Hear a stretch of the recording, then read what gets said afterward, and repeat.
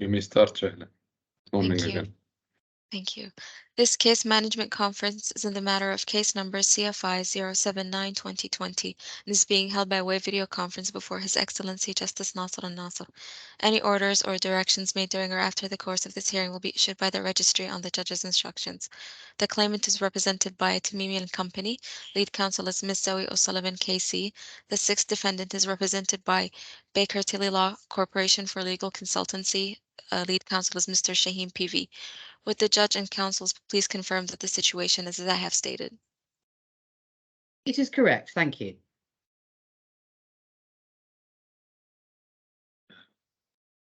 Thank you, Shahla. The claimant may start, please. Good morning, Your Honour. Morning. I appear for the bank. Can I just ask if the court has had an opportunity to read my skeleton argument and the I case did. management documents? I did, yes. Thank you very much. The only live issues in this case, Your Honour, are those between the bank and the sixth defendant, Mr. Shetty. All the other defendants are subject to administration proceedings in the ADGM, and the proceedings against them have been stayed by consent. The bank makes a very straightforward claim in which it's seeking approximately $30 million, which is due from Mr. Shetty under a personal guarantee, which he gave in August 2017. The guarantee was given by way of security for a $50 million loan made to NNC Healthcare LLC, the first defendant.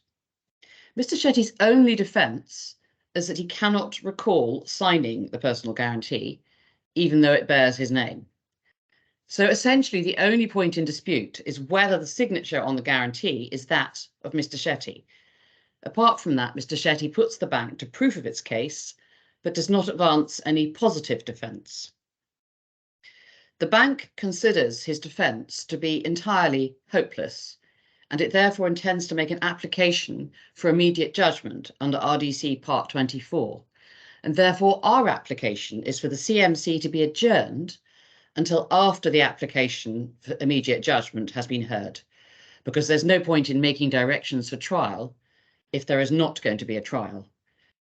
So if there's no trial, there will be no need for a CMC, but if the application is not successful, then the court can give directions for trial at that stage. That is the order we are asking you to make, and we've invited Mr. Shetty's counsel to agree. They have declined, but it is unclear why they decline. So that's the position as we see it, Your Honour. Thank you. Mr. Shaheen. I'm appearing for the sixth defendant, and only the sixth defendant.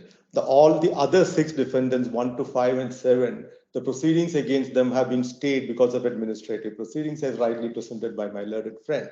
So here the case is that the sixth defendant is allegedly a personal guarantor whose signature has been denied, and he has denied his signature on the facility documents.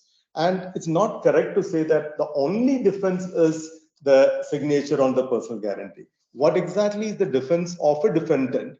It can be understood only from the statement of defense presented by the defendant. All the paragraphs, particularly one by one, has been denied until the last paragraph, which is, my information is 56 to 62. One by one, everything has been denied. And since it's only a personal guarantor, the personal guarantor cannot step into the shoes of the borrower to prove or disprove the contentions that may be raised by the defendants, defendant one especially, the borrower.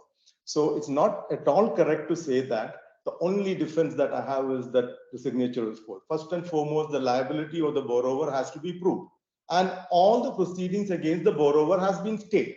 So how are we going to decide whether personal guarantor is liable or not for a liability against the borrower, which cannot be proved by us or disproved by us at this moment? The proceedings are stayed. None of them have presented any defense statement also before this honorable court.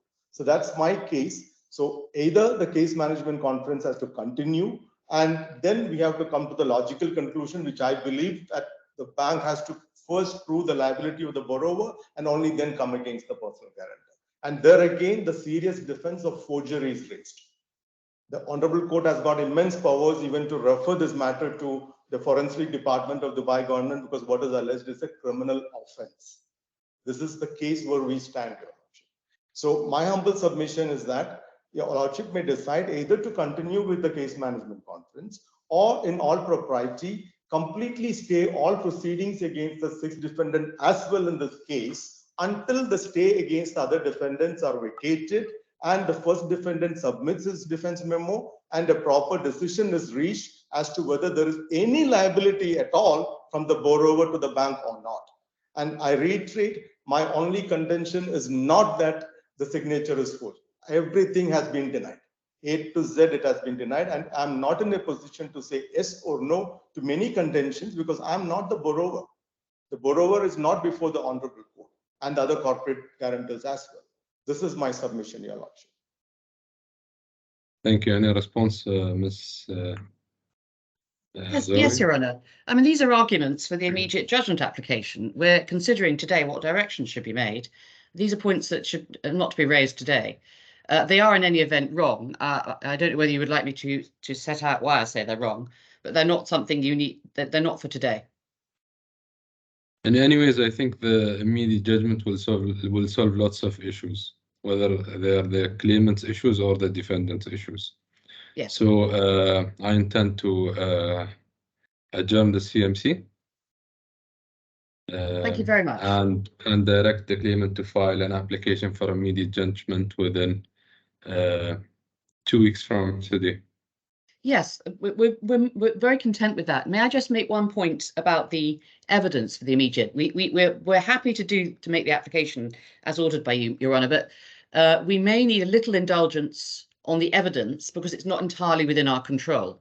Because some of the evidence we want to serve is an expert report from a handwriting expert, and for that we need the cooperation of Mr. Shetty in providing us with undisputed examples of his signature.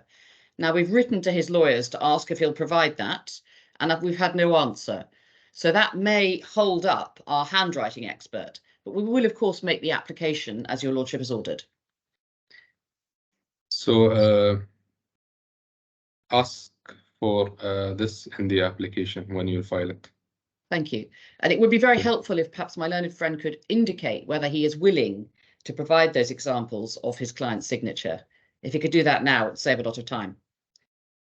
Yes, Your Lordship, we're always willing to cooperate with the trial, 100%. There's no doubt about it. But it's not for the bank to appoint a self-serving forensic expert and then prove or disprove whatever it wants.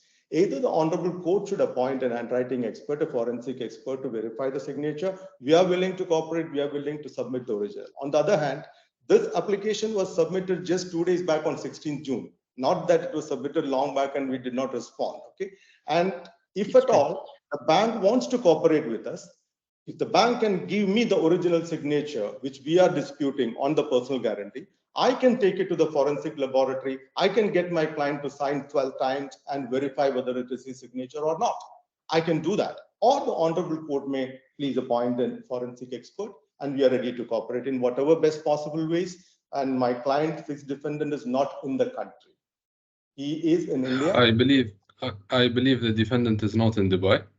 Not in Dubai, and there are travel restrictions. I'll ask the defendant to provide a forensic test of the investigation of the signatory and to provide it to the courts and to the claimant. And then in Dubai, we will also send it to Dubai Police Forensic Department to decide or to provide a report on the signatory. Yes, Your Lordship. Even for a comparison abroad, we would need the original signature, which is being disputed. Only then they will be able to compare the real signature with the disputed signature. That's my experience with the forensic laboratory always. And even the Dubai police, we would have filed a police case, a criminal case against the bank as well as the unknown person whoever has forged this one. But again, the Dubai police requires the original signature, the original document which is being disputed. Otherwise, they will not take cognizance of the proceedings here. Yes, definitely the original signature should be provided, yeah? The original signature in the document. Yes. My Lord, may I make a comment? We are not going to be relying on any report from the Dubai police. If that's the way that the defendant and the court want to go, that's fine. We wish to rely on our own expert forensic handwriting report from Radley Forensics.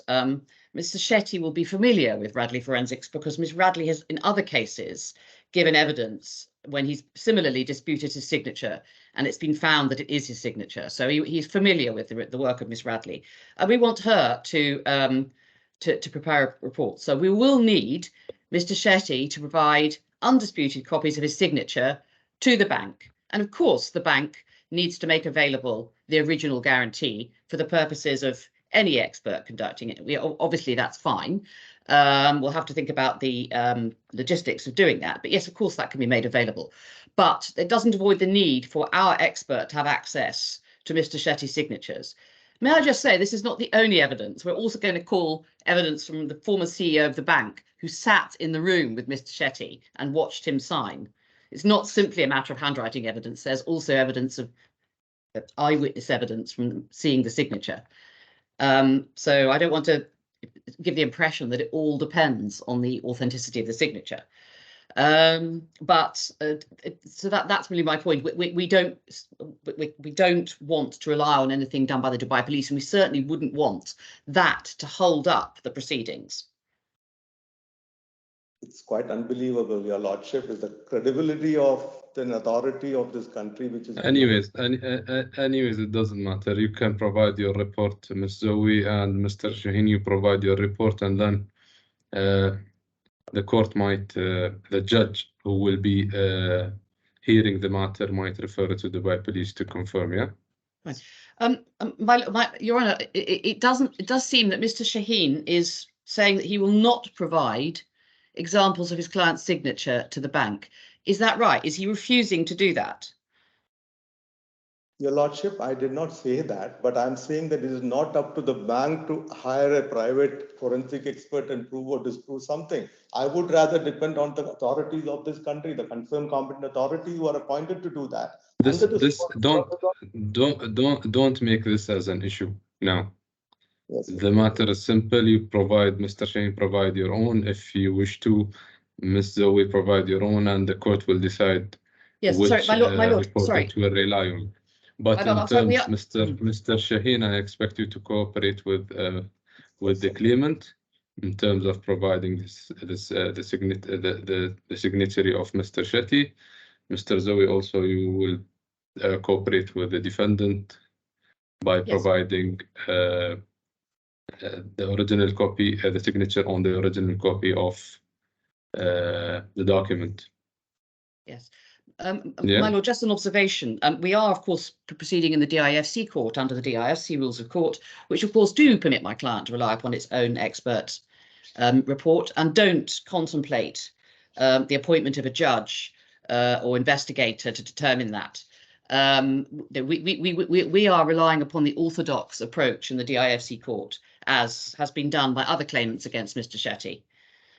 I said the judge will decide, the judge hearing the matter will decide if he requires a Dubai police report or will rely on any of the parties' submissions.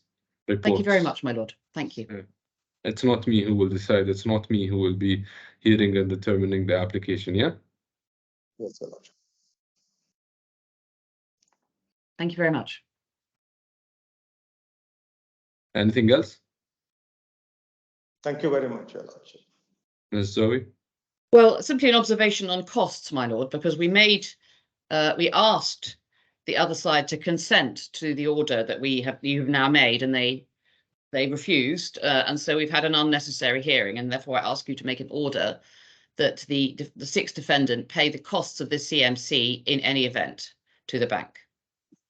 There is no way. Costs in the case, yeah?